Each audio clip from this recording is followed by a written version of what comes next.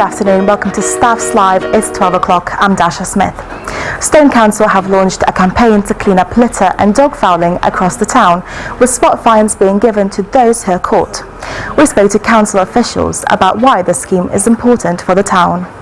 Because litter is a problem, people don't associate cigarettes, for example, as coffee cups or crisp packets, and they're just the same. Yeah. We're trying to obviously educate people. We're doing campaigns like this to say this is the effect of litter on the environment, making a positive impact on the environment around locally. So shop owners are actually doing the right thing, and a lot of them have signed up to sort of clean in front of their premises. Good idea, actually. Stone does need something to help the litter in the high street. Red lines will be painted on some roads in Hanley from Monday. Drivers won't be allowed to stop under any circumstances on red route roads painted with double red lines.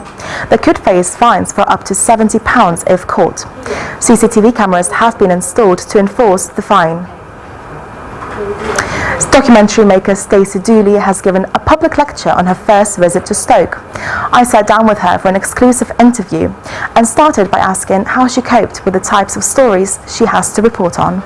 I mean, at the time I was really gobsmacked. I was very surprised that so many people were living such a different life to me, I suppose. I'd always been very sort of Western, and so you go to these places and you see that you've got 4 or 5-year-olds kind of working 12-13 hours a day for a couple of quid so they can feed their folks. It was a real moment. And then I came home and I started fundraising and I started raising awareness, whatever, and then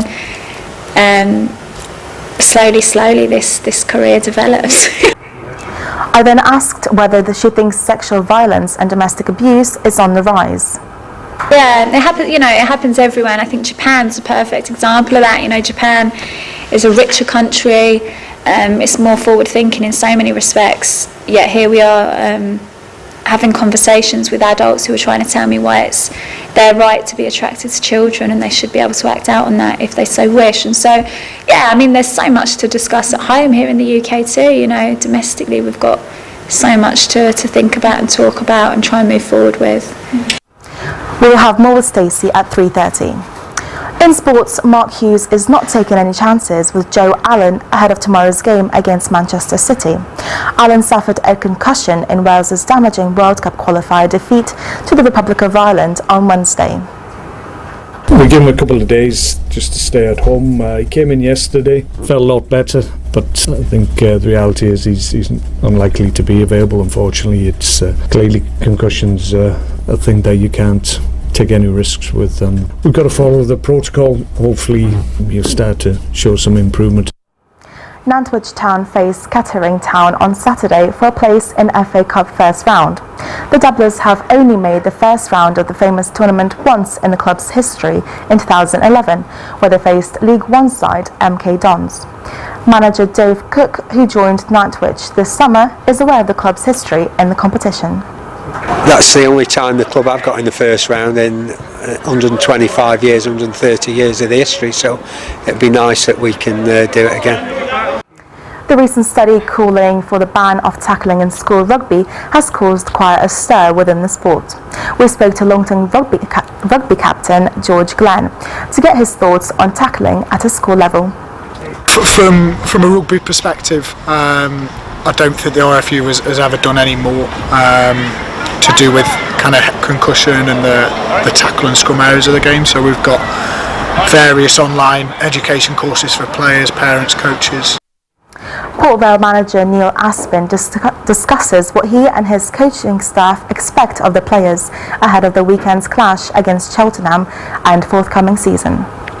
So we're not in yet to try and reinvent the wheel, but we're here to work hard, and if we work hard as a manager and coaching staff, then the players respond, then then we'll have a chance of getting away from trouble. If Friday the 13th fills you with horror, then today is the day you don't go outside. For many people, it's the date that still makes them superstitious. Don't step on any 3 grids, so you get 2 grids on the road, you get 3 grids on the road. Don't step on any 3 grids, it brings you bad luck. I was born on Friday the 13th, today it's my birthday, and no I don't, because I'm not stupid. Don't put shoes on table, that's really unlucky. Obviously breaking mirrors is 7 years of bad luck and dropping a Bible is 10. If you burn a Ouija board, you open a portal into like the nether and then like all the creepy demons come at you. Just the usual things, you know, saluting magpies in the morning, avoiding black cats, don't step under ladders, those sorts of things. Coming up at 3:30, we're looking at an exciting new film about pottery's favourite son, and that's of course the legendary Sir Stanley Matthews. A quick look at the weather for you. It will be a cloudy and mild for most of the day. Temperatures will reach 17 degrees.